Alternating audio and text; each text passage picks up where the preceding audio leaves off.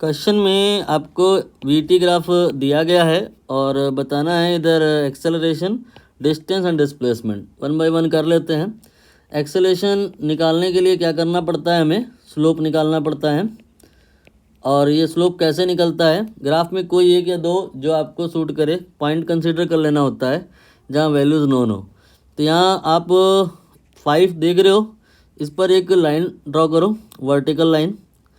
And इस vertical line के corresponding जो वेलोसिटी है या जो वाई कोऑर्डिनेट है उसे पता लगाने की कोशिश करो। ये आपका ना 4 आएगा ना 6 आएगा, ये आपका जो सही से आप प्लॉट कर लोगे तो समझ जाओगे ये 5 आएगा। अभी वेलोसिटी 5 है और पॉइंट का कोऑर्डिनेट जो हम कहें 5,5 है। हमें स्लोप निकालना है, फार्मूला होता है परपेंडिकुलर अपॉन बेस। ग्राफ में एक पॉइंट यहाँ भी कंसीडर कर लो और इस पॉइंट पर एक हॉरिजॉन्टल लाइन ड्रॉ कर दो। इस हॉरिजॉन्टल लाइन को ड्रॉ करने का मकसद ये है कि आपको राइट एंगल ट्रायंगल तो दिखे, तभी तो आप परपेंडिकुलर और बेस की बात कर पाओगे। अब ओ से लेके ए तक ये वाली वैल्यू 2 के बराबर है और ओ से लेके 5 तक ये वाली वैल्यू 5 के बराबर है। So remaining value will be here 3 and from o to 5 it will be 5.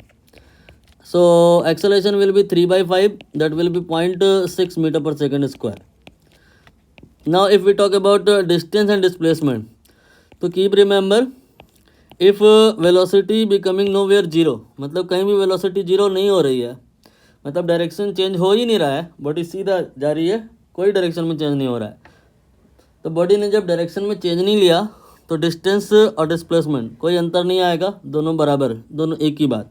Answer भी देख लो, दोनों बराबर, दोनों एक ही बात। अभी जो हमें डिस्टेंस या डिस्प्लेसमेंट निकालना है, कहाँ से कहाँ तक ये भी देखना पड़ेगा। शुरुआत है 0 से और एंड है 10। तो जहाँ आपका शुरू है वहाँ पे एक वर्टिकल लाइन ऑलरेडी ड्रॉ है, जहाँ पे फिनिश है वहाँ पे एक वर्टिकल लाइन ऑलरेडी ड्रॉ है। अब ये जो वर्टिकल लाइन है, ग्राफ थोड़ा बड़ा करके दिखा दूँ मैं, ये वर्टिकल लाइन के करस्पॉन्डिंग आप यहाँ पे एक हॉरिजॉन्टल लाइन में ड्रॉ करो जो मुझे ऐसा लग रहा है लगभग 8 पे ही गिर रही है। इस तरह के क्वेश्चन मैं बता दूं अब ट्रेंड में नहीं रह गए हैं, इस टाइम आने बंद हो गए हैं क्योंकि आंखें लोगों की कमज़ोर हो गई हैं, क्योंकि वर्क जो है ऑनलाइन हो गया है इंक्लूडिंग मी एज वेल। तो थोड़ा बहुत चूक जाए आदमी तो 8 को 7.5 या कुछ 7 जैसा करेगा तो फिर मिस्टेक हो जाएगा। एनीवे, मेन बात तो है कि प्रश्न ही अब ऑब्जेक्टिव आता है।